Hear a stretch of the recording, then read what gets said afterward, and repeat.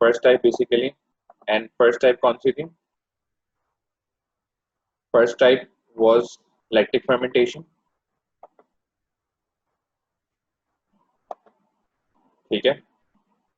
अच्छा, अब हम आगे डिस्कस करेंगे जो सेकंड टाइप होता है। सेकंड टाइप कौन सी है एनारोबिक रेस्पिरेशन की?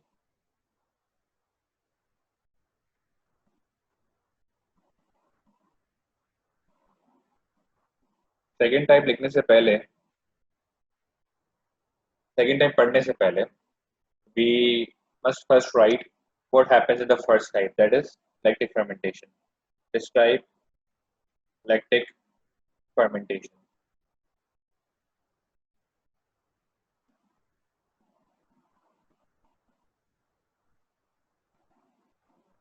So what should I write? Lactic fermentation में क्या होता है?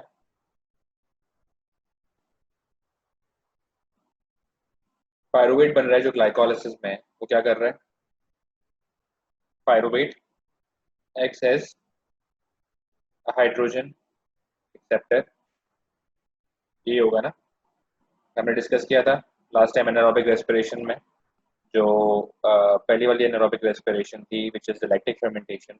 We discuss that glycolysis is continued, बाकी जो दूसरे स्टेजेस हैं वो सब स्टॉप हो जाते हैं because of the absence of oxygen, and glycolysis continues because the pyruvate acts as a hydrogen acceptor, ठीक है। पायरुवेट क्या करता है कि वो हेल्प करता है टू रीजनरेट एनएडी, ठीक है, वरना सारे एनएडीज किस फॉर्म में सेल में मौजूद होते हैं? रिड्यूस्ड फॉर्म में मौजूद होते हैं, ठीक है ना। जब ऑक्सीडेटिव फॉस्फोराइलेशन रुक जाती है तो सारे के सारे एनएडीज जो होते हैं they are now in the reduced form, ठीक है, वो ऑक्सीडाइज्ड फॉर्म में एग्जिस्ट नहीं कर रहे होते, ठीक है। तो पायरुवेट क्या करता है? Pyruvate helps to regenerate this oxidised form of NAD, यानी वो रिड्यूस एनएडी को नॉर्मल एनएडी में कन्वर्ट कर देता है, वापस से एनएडी में कन्वर्ट कर देता है। कैसे? Bye accepting hydrogen from the reduced NAD. Reduced NAD के पास एक्स्ट्रा हाइड्रोजन है ना, तो वो पायरुवेट एक्सेप्ट कर लेगा, ठीक है, और एनएडी को रीजनरेट कर लेगा। जब एनएडी रीजनरेट हो जाएगा तो ग्लाइकोलाइसिस कंटिन्यू हो सकती है, बिकॉज ग्लाइकोलाइसिस होने के लिए एनएडी इज रिक्वायर्ड, ठीक है, ऐसे ही है ना, ये हमने डिस्कस किया था लास्ट टाइम। और पायरुवेट जब हाइड्रोजन एक्सेप्ट करता है तो वो बेसिकली क्या बनाता है? लैक्टिक एसिड बनाता है या लैक्टेट बनाता है, तो हमने यही पढ़ा था। तो लैक्टिक फर्मेंटेशन को डिस्क्राइब इस तरह ही करेंगे कि pyruvate acts as a hydrogen acceptor, उसके बाद क्या लिखेंगे? पायरुवेट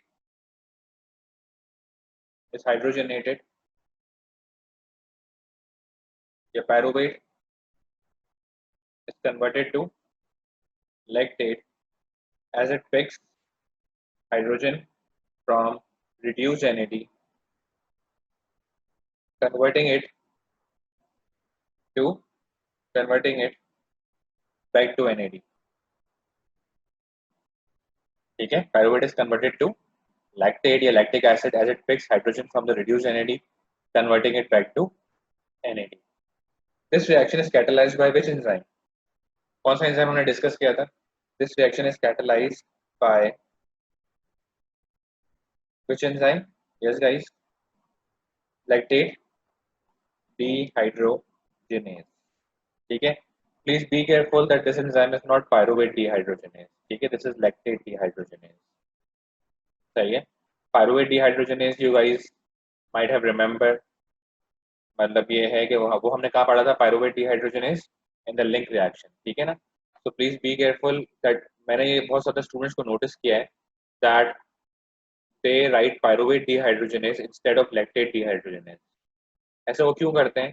क्योंकि वो देखते हैं पायरुवेट कन्वर्ट हो रहा है लैक्टेट के अंदर, तो पायरुवेट dehydrogenase होगा। समझ में आ रहा है कॉन्सेप्ट? तो वो गलती से पायरुवेट dehydrogenase लिख देते हैं यहाँ पे। पायरुवेट dehydrogenase मत लिखना, इट्स लैक्टेट dehydrogenase, ठीक है ना। क्योंकि पायरुवेट की डिहाइड्रोजनेशन नहीं हो रही, पायरुवेट की तो हाइड्रोजनेशन हो रही है ना।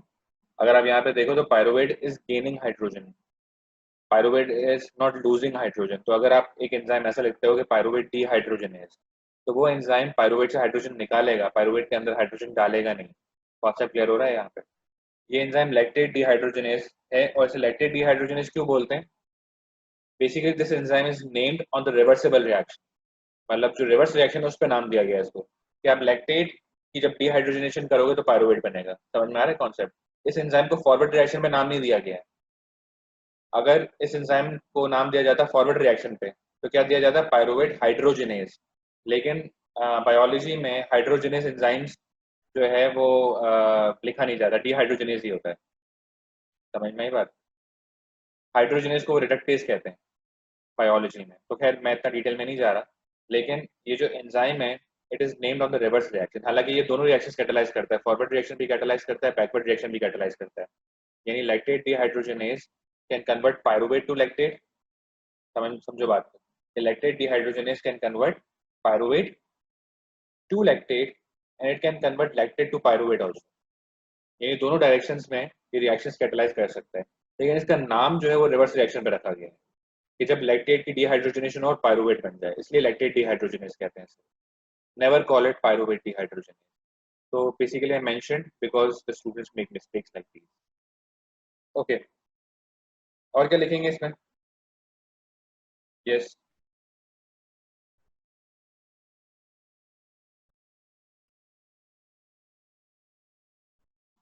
रीजनरेशन ऑफ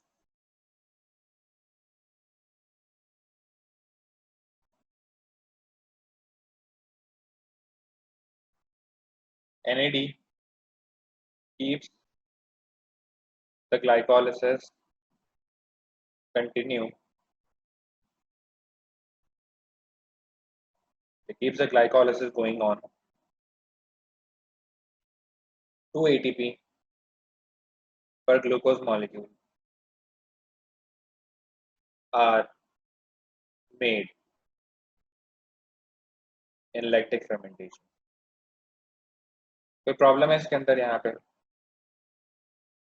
अब यहाँ पे ये चीज 6 मार्क का सवाल है और हमने सिर्फ 4 पॉइंट्स लिखे हैं, तो हमें फुल मार्क्स यहाँ पे मिल सकते हैं या नहीं मिल सकते? कैन समबडी टेल मी कि यहाँ पे मुझे फुल मार्क्स मिलने चाहिए या नहीं मिलने चाहिए? मैंने सिर्फ 4 पॉइंट्स लिखे हैं, हालांकि इट्स ऑफ 6 मार्क्स। 6 मार्क का क्वेश्चन है। यस गाइस, मिलने चाहिए पूरे 6 मार्क्स या नहीं मिलने चाहिए?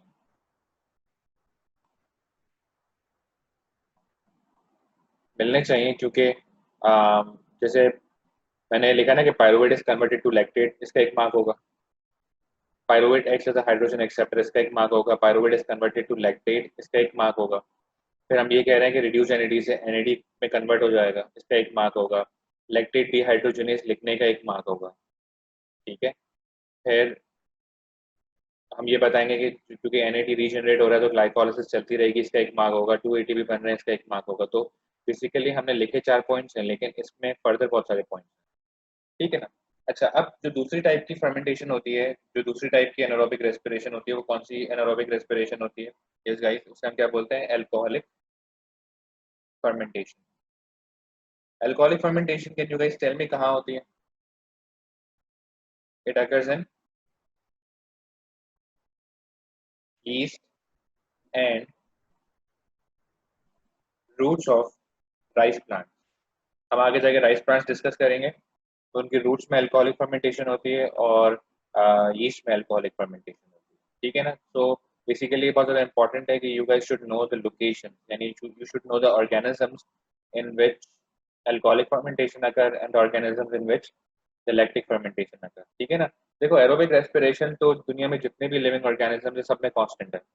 जो एरोबिक रेस्पिरेशन है वो दुनिया में जितने भी लिविंग सेल्स हैं सब में सेम है, जो हमने डिस्कस की है और जो हमने इक्वेशन डिस्कस की थी। लेकिन एनारोबिक रेस्पिरेशन दो तरह की होती हैं, depending on the individual to individual, मतलब depending on the type of organism. ठीक है ना? Like the yeast and the roots of the rice plants. Plants में मेनली अल्कोहलिक फर्मेंटेशन होती है, यीस्ट में भी अल्कोहलिक फर्मेंटेशन होती है। ठीक है, जबकि बैक्टीरिया में it's lactic fermentation, in mammals, in us it's lactic fermentation. ठीक है, अच्छा जी, okay. Now what happens in lactic fermentation? Sorry, what happens in alcoholic fermentation?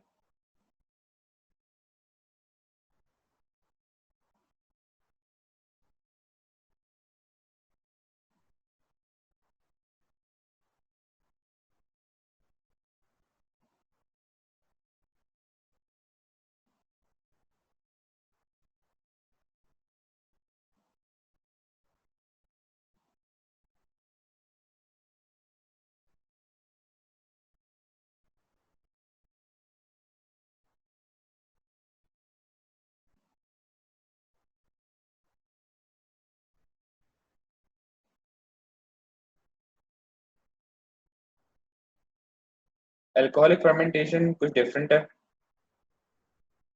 और उसका डिफरेंस देख लेते हैं।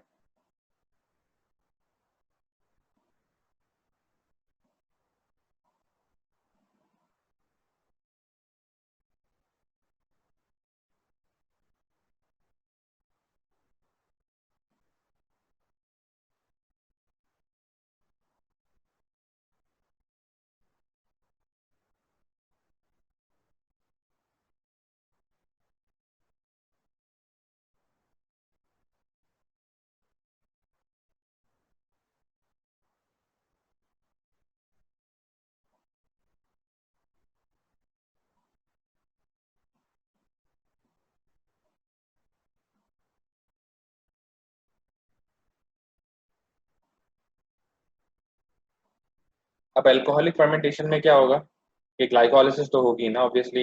एनारोबिक रेस्पिरेशन में यही होता है कि ग्लाइकोलाइसिस चलती है, बाकी सब स्टॉप हो जाता है। तो ग्लाइकोलाइसिस चल रही है, ग्लाइकोलाइसिस में क्या होता है कि glucose is converted to pyruvate. ऐसा ही है ना। अब अल्कोहलिक फर्मेंटेशन में डिफरेंस क्या है कि जो लैक्टिक फर्मेंटेशन थी जो अभी हमने डिस्कस की थोड़ी देर पहले, उसमें pyruvate was acting as a hydrogen acceptor, यानी रिड्यूस एनएडी से हाइड्रोजन कौन ले लेता था, पायरुवेट ले लेता था। अब ऐसा नहीं होगा। अब जो है वो रिड्यूस्ड एनएडी से हाइड्रोजन कौन लेगा, पायरुवेट नहीं लेगा। ठीक है। what happens to the pyruvate that is formed in the glycolysis?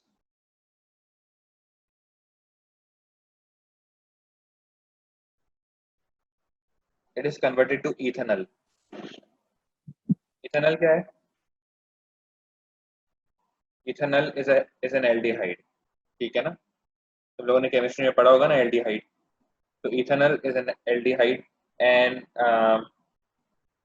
जो ग्लूकोज होता है वो कितने कार्बन का होता है? It's 60 and you guys know that pyruvate is 3C। Ethanol कितने कार्बन का होता है? 2C। ठीक है ना। तो what has happened to convert 3C to 2C? which reaction can you guys tell me quickly? कौन सा ऐसा रिएक्शन है जिसकी वजह से pyruvate 3C is converted to ethanol 2C?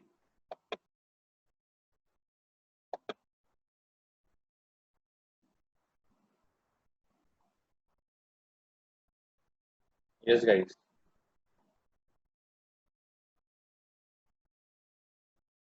Which reaction? State the name of the reaction that has caused the conversion of pyruvate to ethanol. Pyruvate से ethanol में conversion हुआ है, 3 कार्बन से 2 कार्बन हो गया। तो कौन सा रिएक्शन होगा जो ये कर सकता है, कार्बन नंबर कम करता है, एक कार्बन कम कर देता है?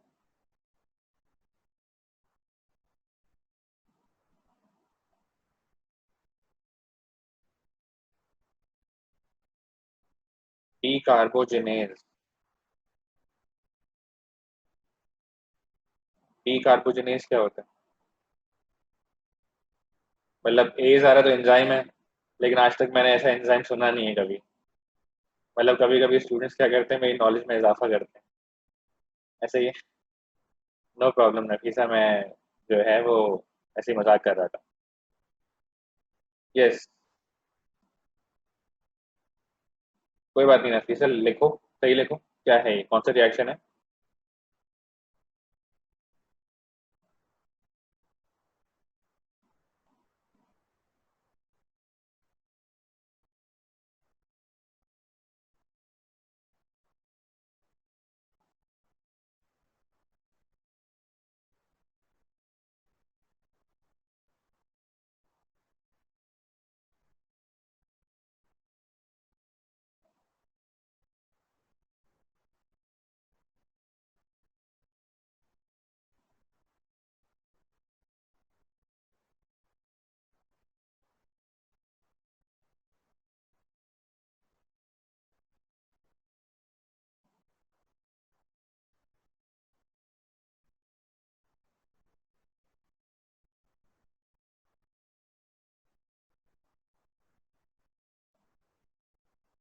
यस, कौन सा रिएक्शन है नफीसा?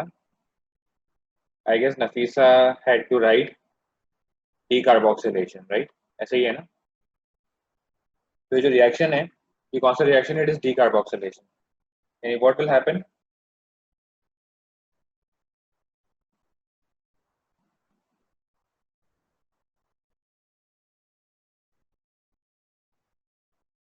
डीकार्बोक्सिलेशन होगी, जिसकी वजह से क्या होगा कि carboxylic acid group will be lost in the form of carbon dioxide. ऐसे ही हो रहा है यहाँ पे, ठीक है ना। तो इथेनॉल बन जाएगा। Now this is an irreversible process, यानी यहाँ पे ये एरो नोटिस करना कि ये इरिवर्सिबल एरो है, क्योंकि आगे इसकी इंपॉर्टेंस है, इसकी बहुत ज़्यादा इंपॉर्टेंस है, आगे जाके हम देखेंगे।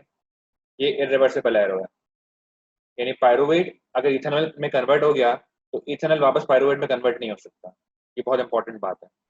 वापस मैं इसको रिपीट कर रहा हूँ कि पायरुवेट अगर इथेनॉल में कन्वर्ट हो गया, ethanol can not convert back to pyruvate. This is irreversible, ठीक है। जबकि पीछे अगर हम देखें यहाँ पे, जब पायरुवेट लैक्टेट के अंदर कन्वर्ट होता है तो it's reversible reaction.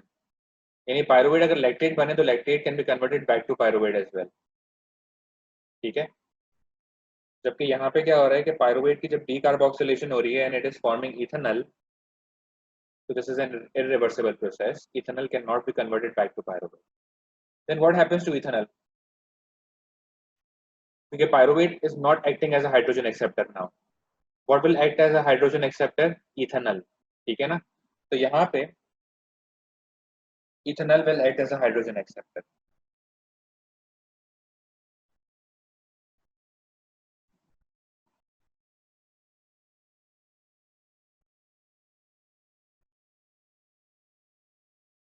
So what will happen?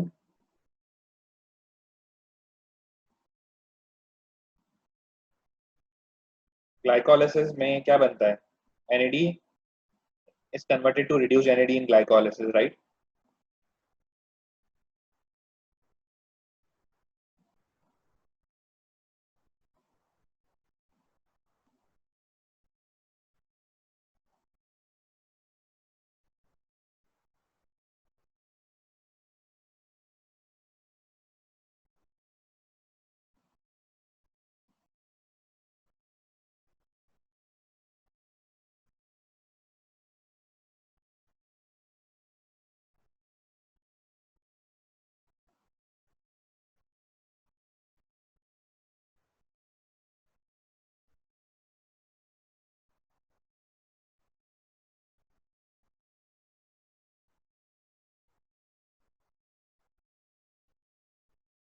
तो NAD से reduce NAD कैसे बनता है? ग्लाइकोलाइसिस से हाइड्रोजन आते हैं, हमने पढ़ा था लास्ट टाइम भी।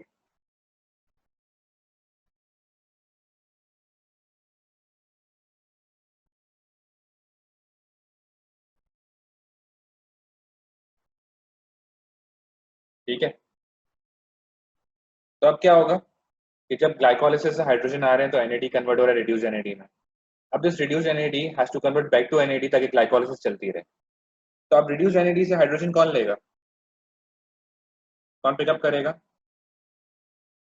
इथेनॉल, ठीक है।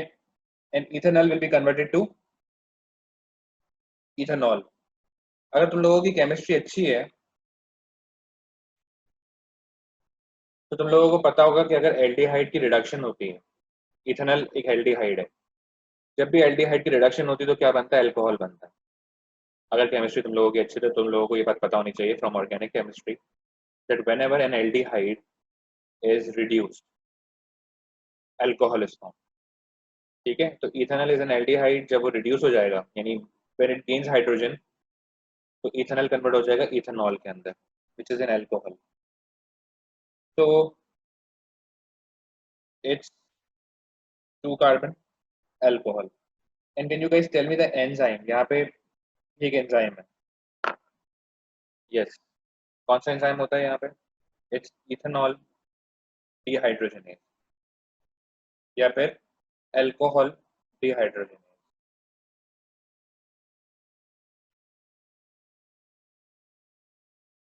Again, the enzyme is named on the reverse reaction, not the forward reaction, ठीक है ना।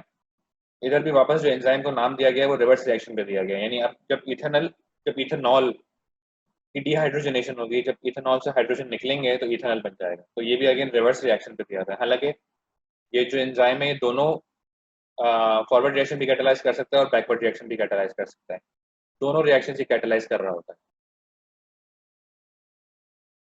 ठीक है, any problem in this? Equation क्या होगी इसकी? केमिकल इक्वेशन क्या होगी कि ग्लूकोज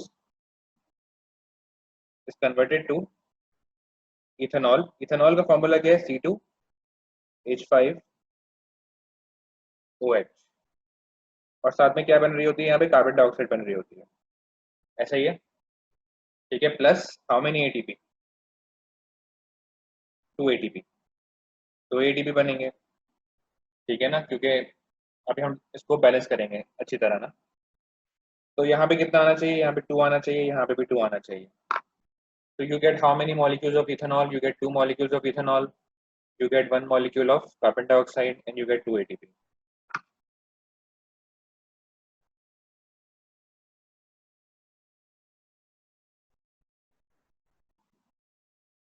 सही है? अच्छा जी। तो अब अगर इसको हम पूरा कम्प्लीटली बैलेंस करें तो हमें पता है कि एक ग्लूकोज से कितने पायरुवेट बनते हैं? Yes guys, how many pyruvates? 2 pyruvates. और 2 पायरुवेट से कितने इथेनॉल बनेंगे? 2 इथेनॉल। तो इसका मतलब 2 कार्बन डाइऑक्साइड मॉलिक्यूल्स रिलीज होंगे, ऐसे ही है ना? और 2 इथेनॉल से क्या बनेंगे? 2 इथेनॉल, ऐसे ही है।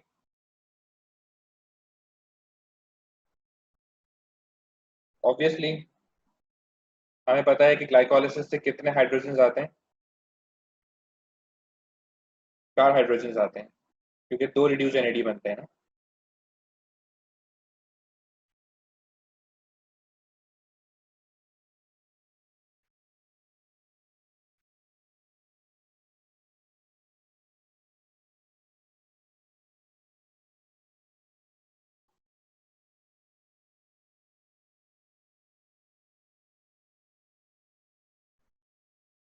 ठीक है, और बेसिकली जब 2 रिड्यूस एनएडी 2 एनएडी बनाएंगे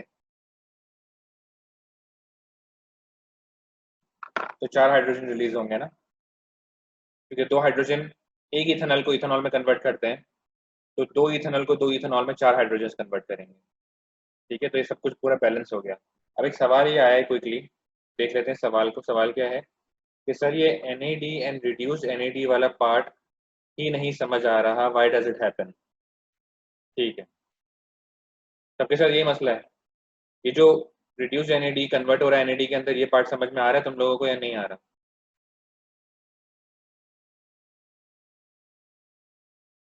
ठीक है, ये सवाल नीरज का है, तो नीरज को समझ नहीं आ रहा। कोई और है जिसको समझ नहीं आ रहा है, ये आ रही है चीज? चलो मैं समझाता हूँ इसको। मैंने क्या बताया था लास्ट क्लास में? तुम्हें समझ नहीं आ रहा अब्दुल रहमान, ठीक है, तो तुम लोग पूछ लिया करो, अगर कुछ समझ ना आया ना मुझसे फौरन पूछ लो। Even I can't understand, okay, चलो ग्रेट।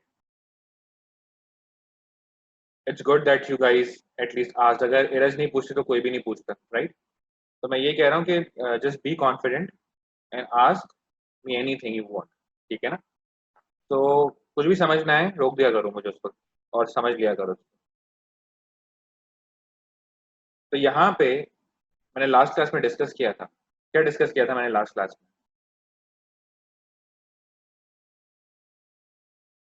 कि एनारोबिक रेस्पिरेशन कब होती है?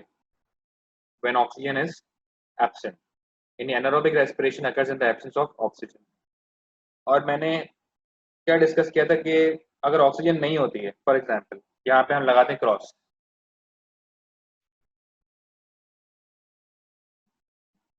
अगर ऑक्सीजन नहीं है तो क्या होगा? ये क्या है? ऑक्सीडेटिव फॉस्फोरिलेशन है ना। अगर ऑक्सीजन नहीं है, जैसे मैंने यहाँ पे क्रॉस लगा दिया, इस ऑक्सीजन खत्म, तो what will happen? Yes guys, oxygen क्या करती है? It acts as a final acceptor of electrons. जो फोर्थ इलेक्ट्रॉन कैरियर से इलेक्ट्रॉन्स ऑक्सीजन तक आते हैं ना, वो इस तरह इसलिए आते हैं क्योंकि ऑक्सीजन उन इलेक्ट्रॉन्स को एक्सेप्ट कर रही होती है ना। समझ में आ रहा है कॉन्सेप्ट ये? कि ऑक्सीजन क्या करती है? It acts as a final acceptor of electron, तो फोर्थ कैरियर से वो इलेक्ट्रॉन्स को एक्सेप्ट कर लेती है। अब समझो ऑक्सीजन नहीं है तो फोर्थ कैरियर से इलेक्ट्रॉन एक्सेप्ट नहीं होंगे, जब फोर्थ कैरियर से इलेक्ट्रॉन एक्सेप्ट नहीं होंगे तो ये इलेक्ट्रॉन्स फोर्थ कैरियर पे ही रह जाएंगे, वहां से हटेंगे ही नहीं। ठीक है, समझ में आई बात? फिर इसका मतलब ये कि थर्ड कैरियर से फोर्थ कैरियर इलेक्ट्रॉन नहीं आ पाएंगे, क्योंकि फोर्थ कैरियर के पास ऑलरेडी इलेक्ट्रॉन्स हैं, तो थर्ड कैरियर से फोर्थ कैरियर भी इलेक्ट्रॉन नहीं आ पाएंगे, तो थर्ड कैरियर पे भी इलेक्ट्रॉन फिक्स हो जाएंगे। सेकंड कैरियर पे भी ऐसे ही होगा, फर्स्ट कैरियर पे भी ऐसे ही होगा, यानी इलेक्ट्रॉन्स आगे फ्लो ही नहीं कर पाएंगे, इलेक्ट्रॉन ट्रांसपोर्ट चेन रुक जाएगी। जब इलेक्ट्रॉन ट्रांसपोर्ट चेन रुक जाएगी, so what will happen? Yes guys, जब इलेक्ट्रॉन ट्रांसपोर्ट चेन रुक जाती है तो क्या होता है कि जो रिड्यूस एनएडी है वो एनएडी में कन्वर्ट ही नहीं होगा ना, क्योंकि रिड्यूस एनएडी एनएडी में कन्वर्ट क्यों होता है? इलेक्ट्रॉन्स रिलीज करने के लिए ना, यानी reduce NAD is converted to NAD so that hydrogen ions and electrons can be release. अब इलेक्ट्रॉन्स की जरूरत ही नहीं पड़ रही ना, क्योंकि इलेक्ट्रॉन ट्रांसपोर्ट चेन रुक चुकी है, ऑक्सीजन एब्सेंट है, इलेक्ट्रॉन ट्रांसपोर्ट चेन रुक चुकी, because there is no final acceptor of electrons. तो जब इलेक्ट्रॉन ट्रांसपोर्ट चेन रुक चुकी है, इलेक्ट्रॉन्स की जरूरत ही नहीं है, तो reduce NAD is not being converted to NAD. समझ में आया कॉन्सेप्ट? ये यहाँ तक मुझे बताओ सबको समझ में आया या नहीं आया? अगर यहाँ ही प्रॉब्लम है तो आगे समझ नहीं आएगा। यहाँ तक समझ में आ गया? ठीक है, अगर अभी भी किसी को यहाँ तक समझ नहीं आया तो लिखो no. I got yes from 2 students. ठीक है, बस मुझे बता दो अगर किसी को समझ नहीं आया तो सिर्फ नो लिख दो। क्लियर है? ठीक है, सही है। अच्छा, तो आई गेस यहाँ तक सब कुछ क्लियर है ना? तो अब क्या होगा कि जब रिड्यूस एनएडी एनएडी में कन्वर्ट नहीं आ रहे तो इससे होगा क्या? यस, अगर रिड्यूस एनएडी एनएडी में कन्वर्ट ही नहीं हो रहे तो एनएडी खत्म हो जाएंगे ना। समझ में आ रहा है कॉन्सेप्ट? सेल के अंदर सारे रिड्यूस एनएडी मिलेंगे, आपको कोई भी एनएडी नहीं मिलेगा। मैं रिड्यूस एनएडी कब बोलता हूँ? जब एनएडी के पास हाइड्रोजन है, और मैं एनएडी कब बोलता हूँ?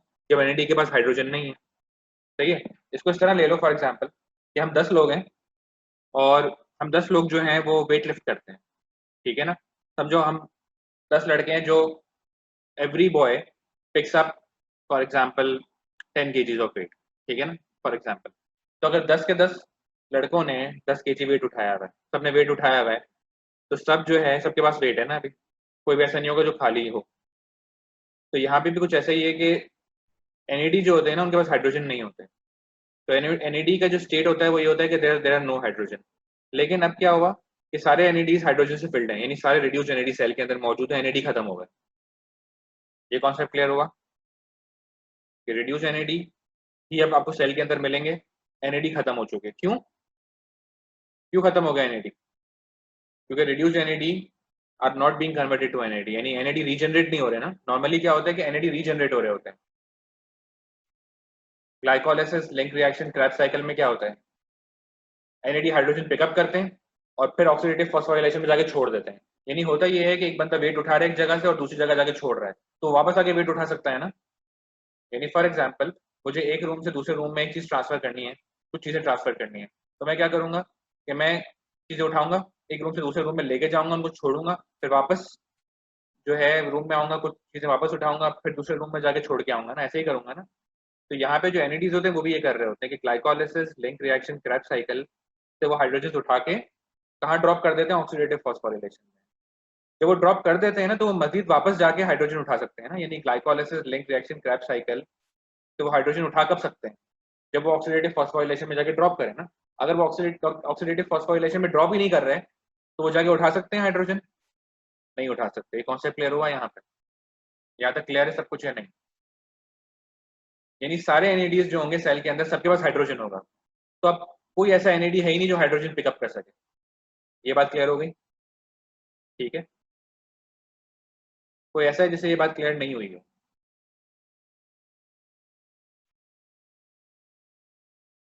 क्योंकि सारे के सारे सेल में रिड्यूस एनएडी हैं, एनएडी खत्म हो चुके हैं, तो reduce NAD can not pick up hydrogen because they already have hydrogen. तो अब क्या होगा? अब कोई है नहीं जो क्रैब साइकिल में जाके हाइड्रोजन पिकअप करे, क्योंकि क्रैब साइकिल में भी डिहाइड्रोजनेशन होती है, हमने पढ़ा था। क्योंकि क्रैब्स साइकिल में हाइड्रोजन पिकअप कौन करता था, एनएडी पिकअप करता था, एफएडी पिकअप करता था, दोनों के दोनों रिड्यूस स्टेट में बैठे हुए हैं, ठीक है ना।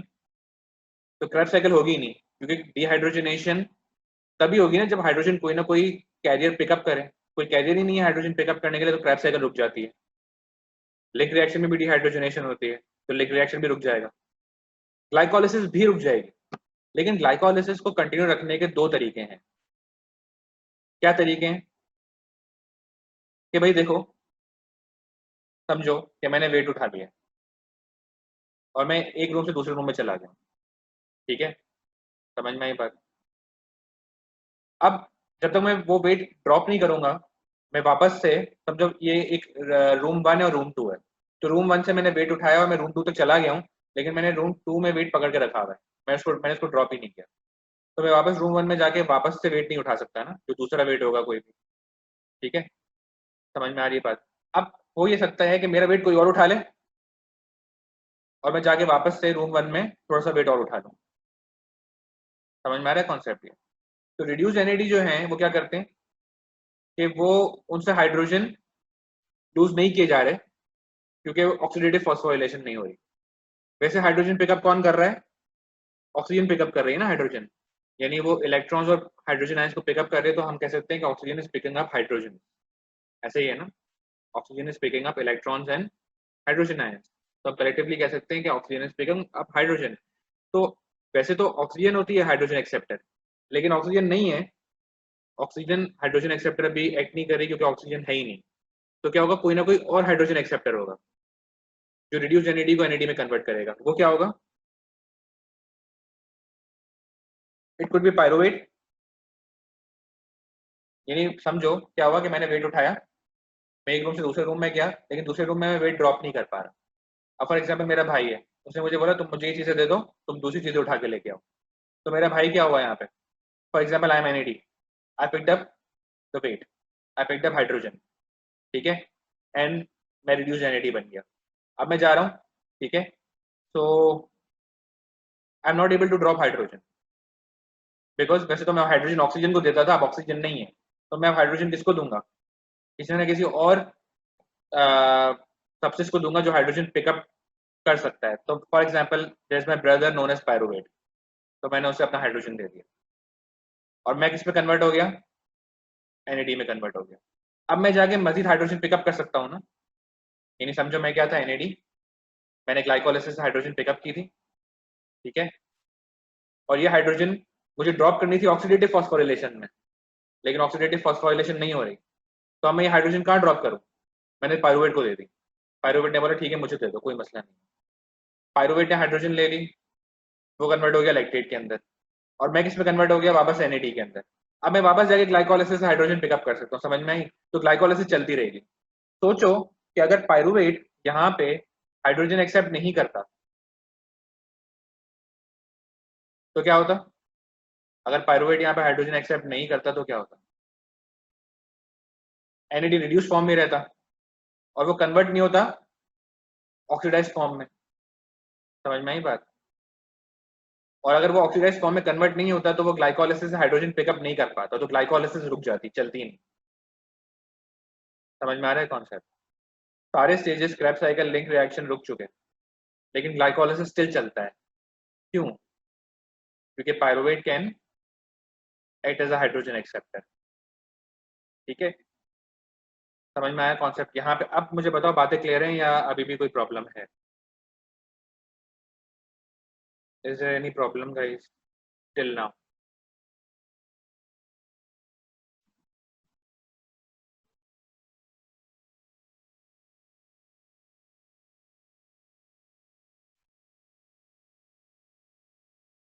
Okay great. इसी तरह याद रहे कि जब लैक्टिक फर्मेंटेशन होगी तो pyruvate will act as a hydrogen acceptor, क्योंकि एनारोबिक रेस्पिरेशन भी दो तरह की होती है ना, यानी रेस्पिरेशन को कंटिन्यू रखा हुआ है in the absence of oxygen, that's why it is known as anaerobic respiration. और एनारोबिक रेस्पिरेशन में सिर्फ ग्लाइकोलाइसिस हो पाता है, आगे के स्टेजेस नहीं हो पाते, ठीक है। और ग्लाइकोलाइसिस क्यों हो पाता है, क्योंकि पायरुवेट एक्ट कर सकता है एज अ हाइड्रोजन एक्सेप्टर या इथेनॉल ऐड कर सकता है एज अ हाइड्रोजन एक्सेप्टर। अब पायरुवेट कब ऐड करता है as a hydrogen acceptor? When there is lactic fermentation. जो दूसरी वाली फर्मेंटेशन है उसमें pyruvate is not acting as a hydrogen acceptor. Pyruvate क्या करता है, इथेनॉल में कन्वर्ट हो जाता है, यानी पायरुवेट इज डीकार्बोक्सिलेटेड, उसमें से कार्बन डाइऑक्साइड रिमूव हो जाती है तो इथेनॉल बन जाता है। Ethanol will act as a hydrogen acceptor, समझ में आई? And it will form ethanol. Clear? जब इथेनॉल एक्सेप्ट करेगा हाइड्रोजन तो वो इथेनॉल बना लेगा। एंड अगेन क्योंकि इथेनॉल पिकअप कर लेगा हाइड्रोजन रिड्यूस एनएडी से, तो रिड्यूस एनएडी कन्वर्ट हो जाएगा एनएडी के अंदर, and NAD can go and pick up hydrogen from the glycolysis and keep the glycolysis continue producing how many ATP? 2 ATP. तो यू गाइस कैन नोटिस कि चाहे वो अल्कोहलिक फर्मेंटेशन हो चाहे वो लैक्टिक फर्मेंटेशन हो, दोनों केसेस में कितने एटीपी बन रहे हैं? 2। तो मैंने एनारोबिक रेस्पिरेशन की डेफिनेशन में लिखा क्या था? टॉप पे पढ़ो, respiration which occurs in the absence of oxygen, it produces only 2 ATP per glucose molecule। यानी अगर हम एक ग्लूकोज मॉलिक्यूल यूज करते हैं तो 2 एटीपी मिलते हैं, ठीक है ना? तो चाहे अगर अल्कोहलिक फर्मेंटेशन हो लैक्टिक फर्मेंटेशन हो, you will always get 2 ATP. ठीक है, क्लियर हो गई सारी बातें यहाँ पे?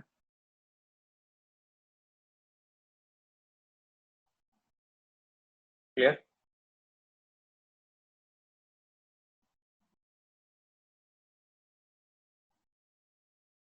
तो जो जितना मैंने समझाया है ना आपको, ये सब यहाँ पे लिखा हुआ है। ये जो मैंने लास्ट क्लास में नोट करके 3 पॉइंट्स लिखे थे ना, इसमें सारी एक्सप्लेनेशन लिखी हुई है। In case you guys forget, you will when you will read these notes, यानी जो आप पॉइंट 1 पॉइंट 2 पॉइंट 3 नोट का रीड करोगे उसमें आपको सब कुछ रिकॉल हो जाएगा। ठीक है, तो मैंने लिख इसलिए दिया था ताकि माइंड में ये चीजें रहें।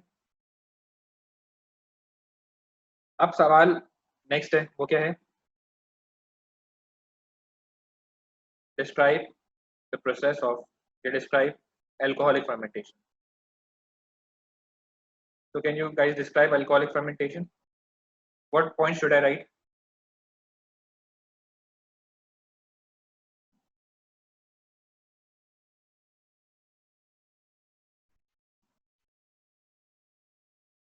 Yes. स्टार्ट कैसे करेंगे? Pyruvate is decarboxylated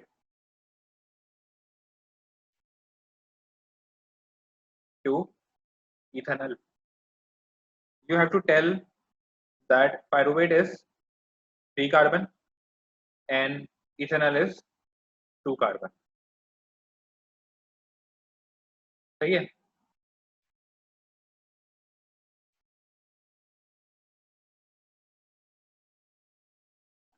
तो pyruvate is decarboxylated to ethanol.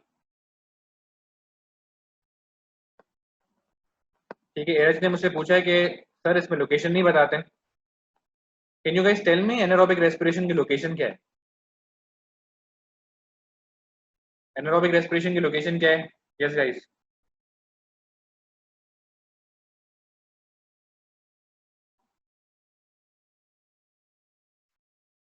चाहे वो अल्कोहलिक फर्मेंटेशन हो चाहे वो लैक्टिक फर्मेंटेशन हो, लोकेशन एक ही है। क्या लोकेशन है? Any idea? मैंने पढ़ाया था ये, let's go back and check.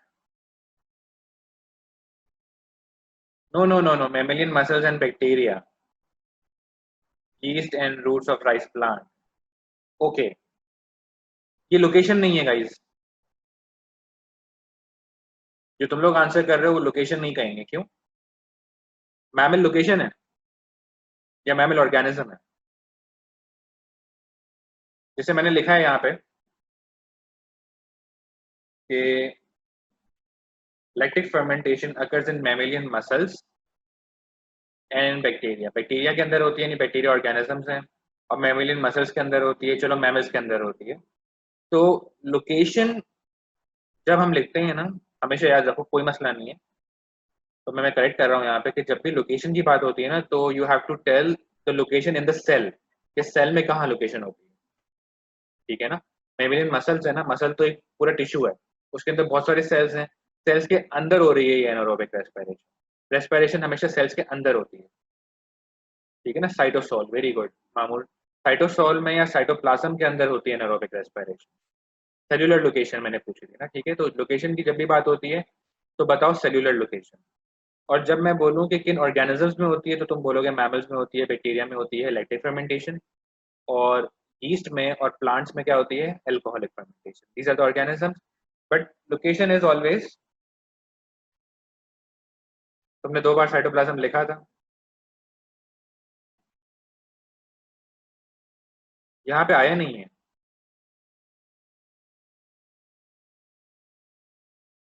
Nafisa यहाँ पे आया नहीं है। तुम जो है ना जब चैट सेंड करो ना तो मुझे प्राइवेटली सेंड नहीं करो, सेंड टू एवरीवन करो, ठीक है ना। क्योंकि देखो I am connected here from 2 devices, ऐसे ही है ना। तो यूजुअली ऐसा होता है कि हो सकता है तुमने जो है ना वो दूसरे डिवाइस पे प्राइवेटली मुझे चैट दे दी हो, जो यहाँ पे मुझे व्यू नहीं हो रही। तो एवरीवन पे अगर करोगे ना तो मुझे व्यू होगी चैट, सही है। तो whatever you have to ask, chat जो है वो एवरीवन पे भेजो, टू एवरीवन। और अगर कुछ आंसर भी देना है ना तो टू एवरीवन पे करो, ठीक है। चलो great, very good Nafisa, cytoplasm, ठीक है। तो ये सेल्यूलर लोकेशन है। यानी हमने यहाँ पे डिस्कस किया था, जब मैंने बनाया था तो मैंने क्या लिखा था यहाँ पे देखो ना, कि जब पायरुवेट, जब ऑक्सीजन एब्सेंट होती है तो पायरुवेट माइटोकॉन्ड्रिया के अंदर जाता ही नहीं है, मैंने बताया था तुम लोगों को। Pyruvate remains in the cytoplasm when there is no oxygen and it undergoes anaerobic respiration. And obviously mitochondrion से बाहर क्या है, साइटोप्लाज्म,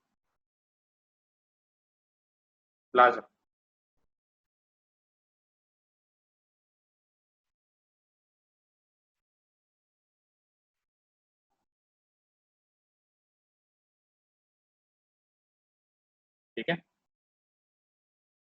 तो सवाल क्या था, सवाल ये था कि हम इनकी लोकेशंस नहीं लिखते। नहीं, हम इनकी लोकेशंस इसलिए नहीं लिखते क्योंकि इट्स ऑब्वियस कि दोनों जो रेस्पिरेशन है वो साइटोप्लाज्म में होती है। If still you want to write you can write it, no problem, no issue, ठीक है। हाँ, if you want to write के किन ऑर्गेनिजम्स में होती हैं, दैट्स अप्रिशिएबल। यानी अगर तुम ये बता दो कि alcoholic fermentation occurs in yeast, that's appreciable, examiner will give you the credit, ठीक है। और अगर तुम ये कह दो कि lactic fermentation occurs in mammalian muscles and bacteria, अच्छा मैमिलियन मसल्स में भी हर वक्त नहीं होती। मैमिलियन मसल्स में कब होती है, ड्यूरिंग एक्सरसाइज। अभी जैसे हम बैठे हुए हैं तो हमारे मसल्स में एनारोबिक रेस्पिरेशन नहीं हो रही, हमारे मसल्स में लैक्टिक फर्मेंटेशन नहीं हो रही, ठीक है ना। तो हमारे मसल्स में तब होती है जब हम एक्सरसाइज करते हैं, वो भी सारे मसल्स में नहीं। कौन से मसल्स में, जो हम यूज करते हैं एक्सरसाइज में, कौन से मसल्स यूज करते हैं एक्सरसाइज में, स्केलेटल मसल्स जो हमारी बोन्स पे अटैच्ड है। हार्ट में कभी भी एनारोबिक रेस्पिरेशन नहीं होती जब तक हार्ट अटैक ना आए, ठीक है ना। जो आपका हार्ट मसल है उसको ऑक्सीजन मिल रही होती है, अनटिल अनलेस कोई आर्टरी ब्लॉक हो जाए जो हार्ट को ब्लड सप्लाई कर रही हो, कोरोनरी आर्टरी जिसे कहते हैं, ठीक है। उसके बाद ऑक्सीजन हार्ट को नहीं मिलेगी, हार्ट मसल को, तब वो लैक्टिक फर्मेंटेशन की तरफ जाएगा। तो हार्ट मसल में नहीं होती इवन व्हेन यू एक्सरसाइज, ठीक है ना। हार्ट मसल में लैक्टिक फर्मेंटेशन नहीं होती, ओके। तो pyruvate 3C is decarboxylated to ethanol, releasing what, carbon dioxide, ये बता दिया हमने। Okay guys, what else, what do I have to write besides that, मुझे इसके अलावा क्या लिखना चाहिए। Ethanol acts as a hydrogen acceptor।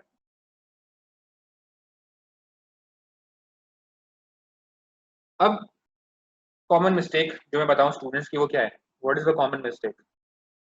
Ethanol को इथेनॉल लिख देंगे, बिकॉज इथेनॉल और इथेनॉल में सिर्फ ए और ओ का फर्क है। तो प्लीज बी केयरफुल, ठीक है ना। इथेनॉल और इथेनॉल में डिफरेंस होना चाहिए। हालांकि बच्चे जो है ना वो यूजुअली जॉइंट राइटिंग करते हैं ना, ज्वाइनिंग करते हैं राइटिंग, तो एक्चुअली वो उनका मतलब इथेनॉल ही होता है लेकिन वो लग रहा होता है इथेनॉल, तो उसमें आपका मार्क कट हो सकता है। तो please be careful while you write ethanol and ethanol. तो ethanol acts as a hydrogen acceptor, ethanol picks up hydrogen from reduced NAD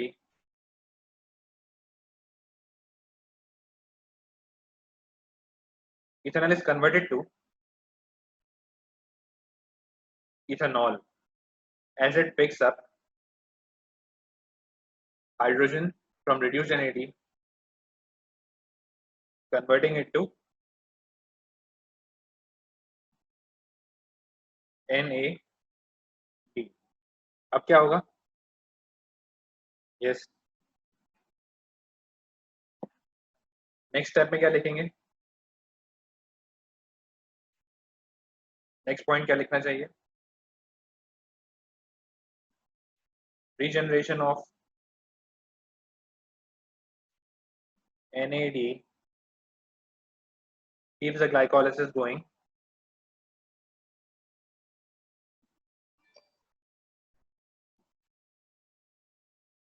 और इसके अलावा और क्या लिखेंगे जो हमने लास्ट में लिखा था कि 2 ATP per glucose molecule are formed और क्या लिखेंगे आगे? occurs in yeast and roots of rice plants और इसके अलावा यहाँ पे हम क्या लिख सकते हैं? occurs in bacteria and mammalian muscles. This is for lactic fermentation, ठीक है ना? In mammalian muscles during exercise. यानी mammalian muscles में सिर्फ exercise के वक्त पे होगा.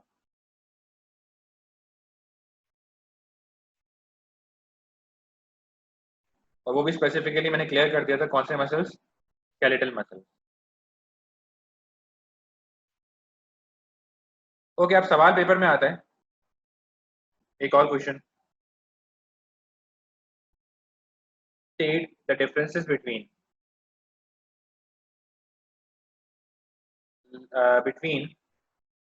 अच्छा वो थोड़ा घुमा फिरा के देते हैं. State the differences between the type of anaerobic respiration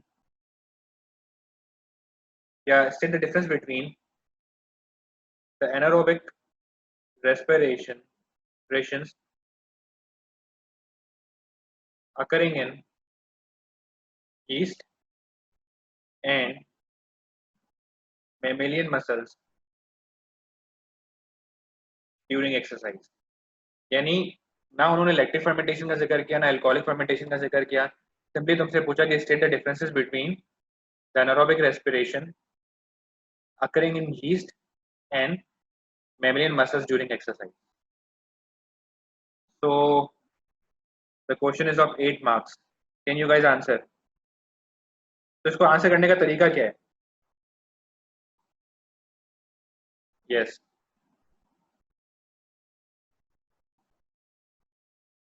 इसको आंसर करने का तरीका क्या होना चाहिए कि डिफरेंशिएट खुद ब खुद हो जाएगा? वो इस तरह होगा कि पहले यीस्ट के बारे में लिख दो फिर मेमिलियन मसल्स के बारे में लिख दो. तो डिफरेंशिएट कैसे करेंगे? या आप टेबल भी बना सकते हो. टेबल बना लो. तो you can right the answer in both ways if you want. Paragraph में भी लिख सकते हो, टेबल भी बना सकते हो. या इस तरह भी लिख सकते हो कि एक हेडिंग डालो कि इन यीस्ट ये होता है और इन मेमिलियन मसल्स ये होता है. तो डिफरेंसेस क्या होंगे?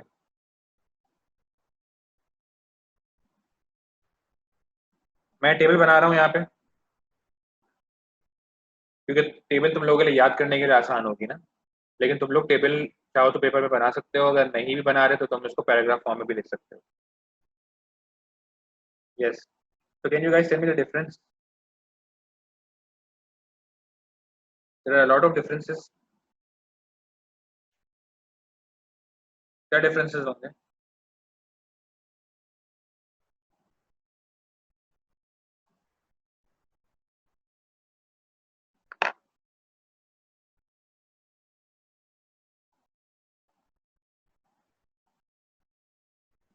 Anaerobic respiration in yeast.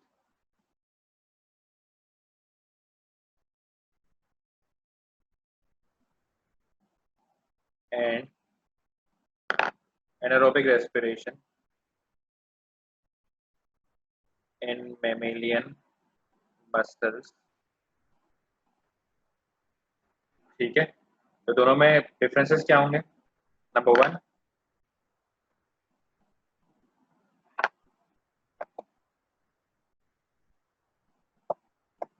तो ये वेरी गुड नफीसा, नफीसा ने लिखा है कि अच्छा, नफीसा से पहले शेजल ने भी लिखा है location reversible and irreversible difference in products. ठीक है, सही है, रिवर्सेबल। और नफीसा ने भी ये लिखा है कि lactate can B reused, lactic fermentation reversible है, अल्कोहलिक फर्मेंटेशन इरिवर्सेबल है। ठीक है, लेकिन सबसे पहले हमेशा लिखा करो जो प्रोडक्ट्स यूज हुए हैं और कौन हाइड्रोजन एक्सेप्टर की तरह ऐड कर रहा है, कौन हाइड्रोजन एक्सेप्टर की तरह ईस्ट में ऐड कर रहा है, कौन मेमिलियन मसल्स में ऐड कर रहा है हाइड्रोजन एक्सेप्टर की तरह, तो ये बता दो। ठीक है, सबसे पहले हम क्या लिखेंगे कि पायरुवेट,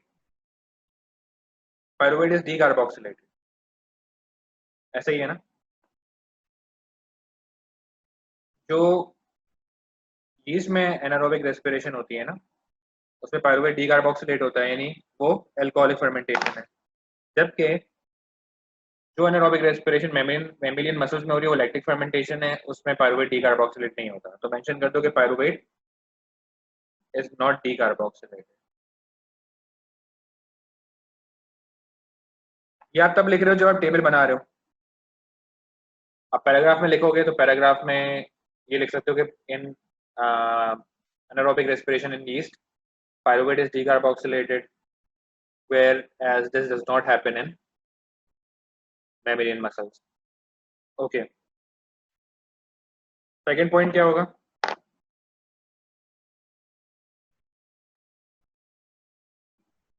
इथेनॉल इज फॉर्म,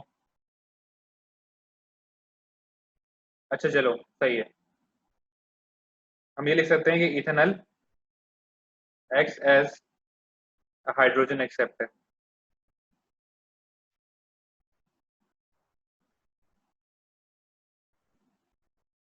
ये थर्ड पॉइंट कर देते हैं, सेकंड पॉइंट क्या कर देंगे? Ethanol is form,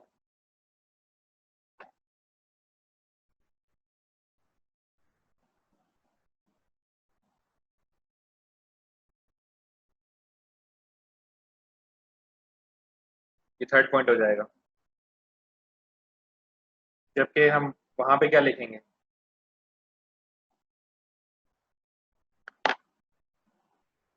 ethanol is not form, and third point क्या होगा हमारा? Pyruvate acts as a hydrogen acceptor।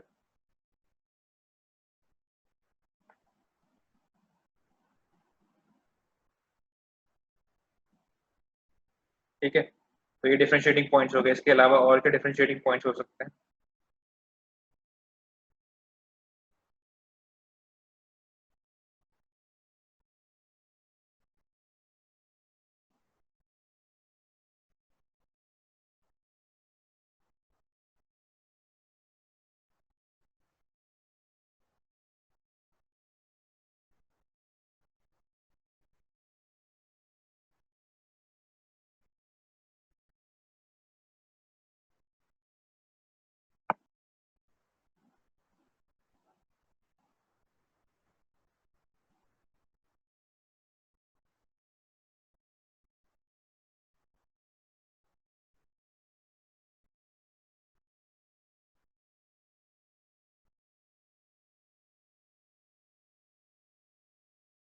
Fourth differentiating point, fourth वाला।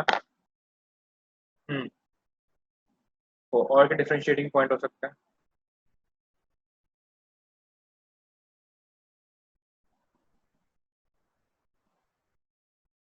यस,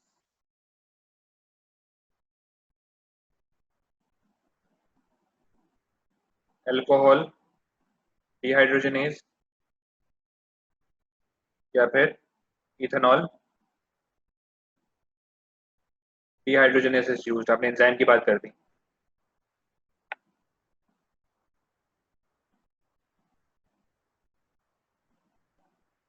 जबकि जो एनारोबिक रेस्पिरेशन मसल्स में होती है जो लैक्टिक फर्मेंटेशन है उसमें क्या यूज होता है? Lactate dehydrogen.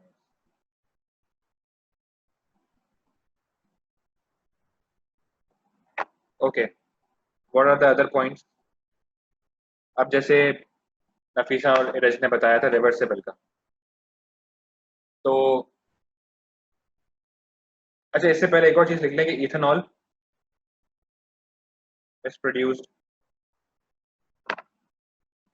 जबकि यहाँ पे क्या प्रोड्यूस होगी मेम्ब्रेन मसल्स में? Lactate is produced.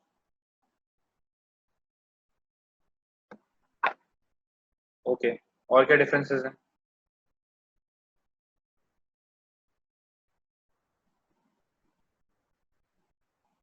अब आ जाते हैं रिवर्सिबल पे ना।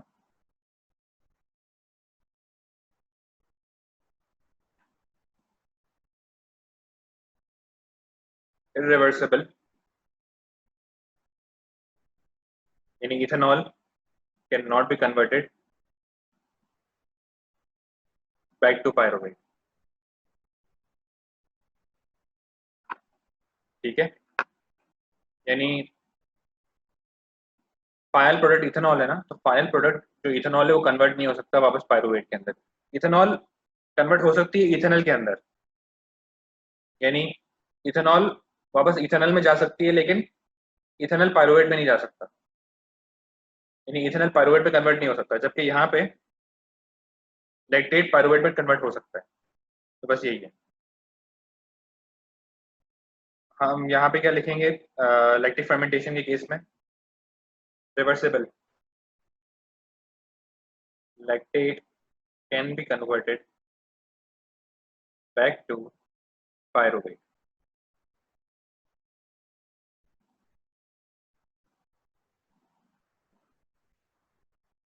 क्लियर है सारी बातें यहाँ पे? तो ये हो गए डिफरेंसेस। कोई और डिफरेंस माइंड में आ रहा है?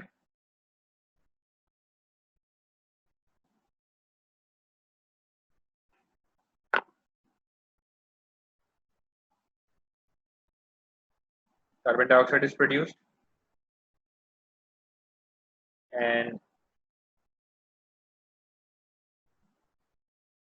Carbon dioxide is not produced.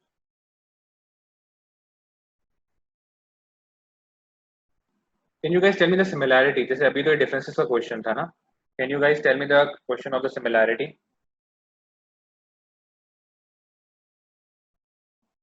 Yes, similarities बता सकते हो?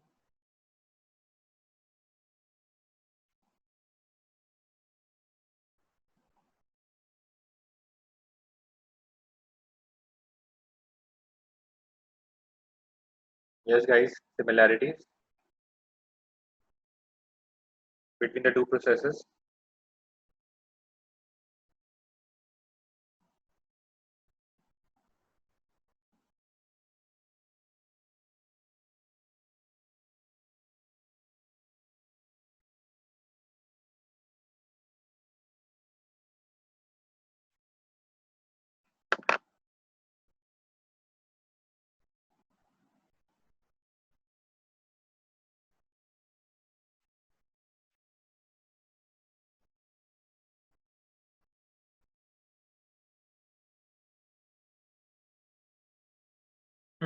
सिमिलैरिटीज क्या होना चाहिए?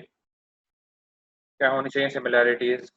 बोथ अगर in cytoplasm, both use glucose as a reactant, very good, both occur in cytoplasm।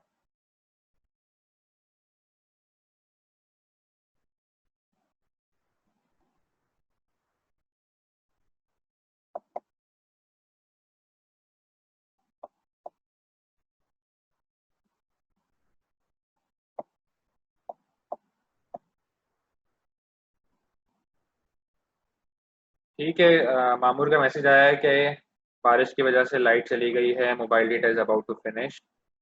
तो अगर ऐसा है सो नो प्रॉब्लम। ये है कि अगर मोबाइल डेटा फिनिश हो जाए तो कोई बात नहीं, रिकॉर्डिंग ले लेना। अगर किसी और के साथ भी यही प्रॉब्लम है तो वो भी जो है, जब तक मैनेज कर सकते हो तब तक पढ़ लो, उसके बाद रिकॉर्डिंग ले लेना, उसके आगे की रिकॉर्डिंग ले लेना, ठीक है ना? तो कुछ कर नहीं सकते, बारिश तो यहाँ पे भी हो रही है।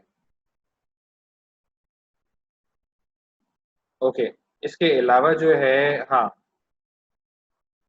Both produce 2 ATPs. Very good Shejal, ये पॉइंट नफीसा ने भी लिखा था, नहीं नीरज ने लिखा था। Very good guys. तो both use glucose as a reactant, ठीक है, लेकिन दूसरे रिएक्टेंट्स भी इस्तेमाल हो सकते हैं वैसे ना। ये पॉइंट अच्छा है कि both use glucose as a reactant, ठीक है, लेकिन एनारोबिक रेस्पिरेशन में ग्लूकोज के अलावा भी दूसरे रिएक्टेंट इस्तेमाल हो सकते हैं, दूसरे सबस्ट्रेट इस्तेमाल हो सकते हैं। Both produce 2 ATP. एक पॉइंट मुझे नहीं बताया किसी ने भी, वो पॉइंट क्या है? 2 एटीपी पर glucose molecule.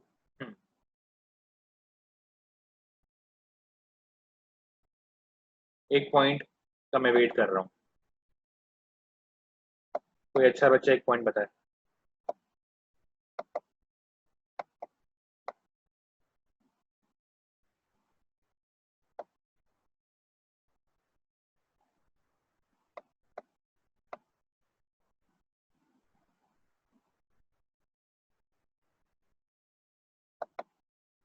Oxygen is unavailable, very good, ठीक है, good. Occur in the absence of oxygen, ठीक है। मैं इस पॉइंट का वेट नहीं कर रहा था, लेकिन चलो, it's a good point again. What beside that, मतलब एक पॉइंट जिसको मैंने बहुत एक्सप्लेन किया था, जो पॉइंट तुम सबको समझ नहीं आ रहा था कि क्यों हो रहा है, अब आ गया माइंड में। एक पॉइंट पे मैं वापस पीछे चला गया था। इथेनॉल इज प्रोड्यूस मामूल, इथेनॉल, इथेनॉल सिर्फ जो है वो अल्कोहलिक फर्मेंटेशन में प्रोड्यूस होती है, ठीक है ना, लैक्टिक फर्मेंटेशन में प्रोड्यूस नहीं होती। तो अब हम सिमिलैरिटीज पढ़ रहे हैं, डिफरेंसेस नहीं पढ़ रहे हैं, ठीक है ना। सो यस, हम्म, वेरी गुड। फैजल ने बता दिया कि दोनों प्रोसेसेस में क्या होता है, reduce NAD is converted back to NAD,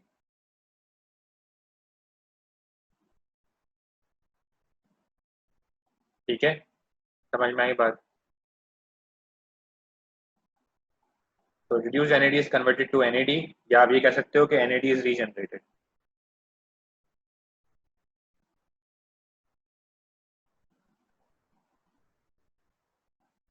इसके अलावा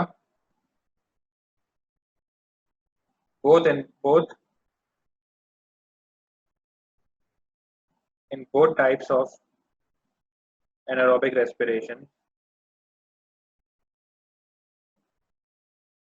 glycolysis occurs, यानी ग्लाइकोलिसिस दोनों में चल रही है,